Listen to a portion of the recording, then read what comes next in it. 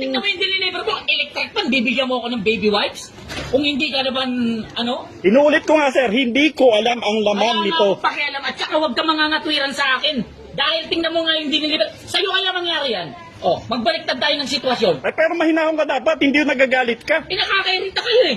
Isipin mo, electric pan yung... Nag-uusap tayo ng matino tapos sisigaw-sigawan mo ako, minumura mo pa ako. Sa tingin mo, lalamig ang ulo ko, ganyan yung ginagawa nyo? Dideliveran nyo ako ng ganyan? Hindi naman yan yung order ko? Ha? Nakakabuisit kaya kayo. Hindi yan, kasalanan yan. Rider lang yan. Hoy kayo, huwag kayong mag-ano-ano dyan ha. Wala kayong kinalaman rito. Kayo, mga chismosa kayo eh. O sige, kung ikaw tama, sige na. Aba, tapos ngayon gaganyan-ganyanin mo? Ha?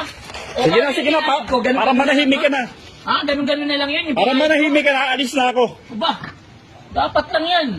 Kayo, nagdi-deliver kayo, mali-mali. Palibasa, wala kayong mga pinag-aralan. Ganyan kayo makasta. Sige, manlait ka pa, sige lang, okay lang. Kayo dito magdi-deliver kung ganyan yung gagawin nyo.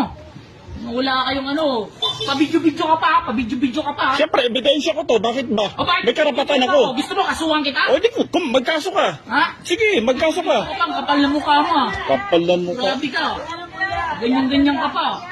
Delivery rider nga lang. Wala kayong moto ha. Pag ganyan-ganyan pa kayo ha. Masyado mong hinahamak. Mga rider kayo, mga wala namang kayo pinag-aralan. Yayabang nyo magsiasta. Uy, okay lang.